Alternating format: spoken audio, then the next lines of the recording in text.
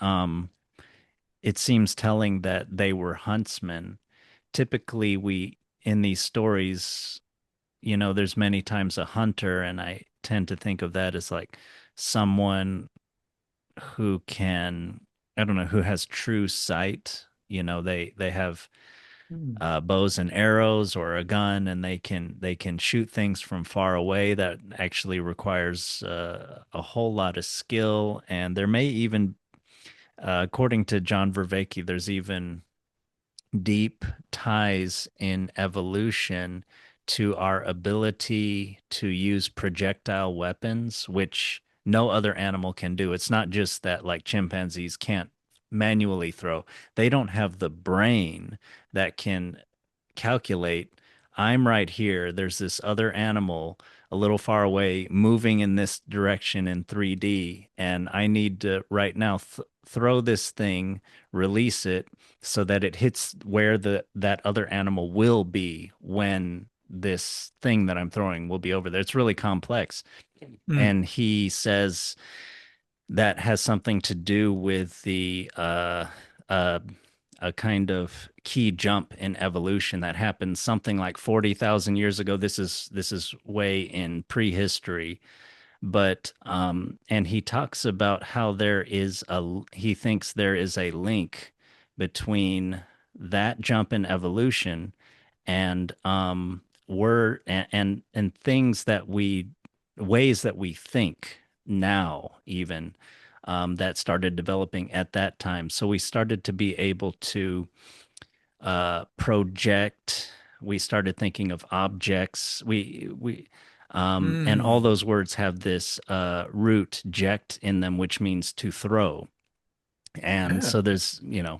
I can't talk articulately about it, but there's something about this jump in evolution having to do with our, brain's ability to throw things.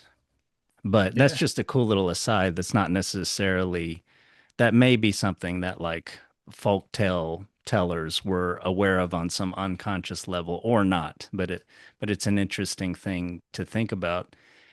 But when I think also of the huntsman, I think of someone that goes into the woods, so they're sort of into the unknown. uh, Yeah. of course there's a lot of virtue in that, sort of I mentioned the skill in seeing and hunting, tracking. It's like finding an animal using all your senses, um, and also going into the unknown, going into danger. So I think it's interesting that the princess makes the copies of herself and they become huntsmen.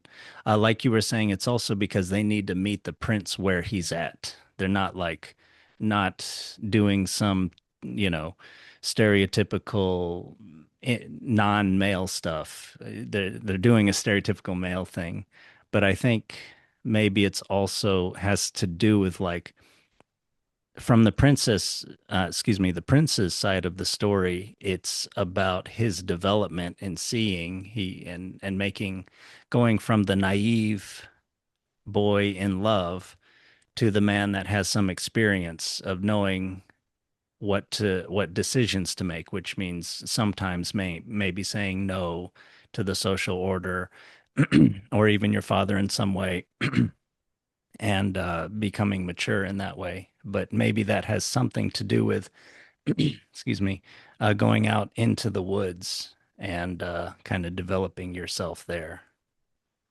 Yeah. Please like and subscribe for more of our open minded content and comment below on your thoughts or questions about the story.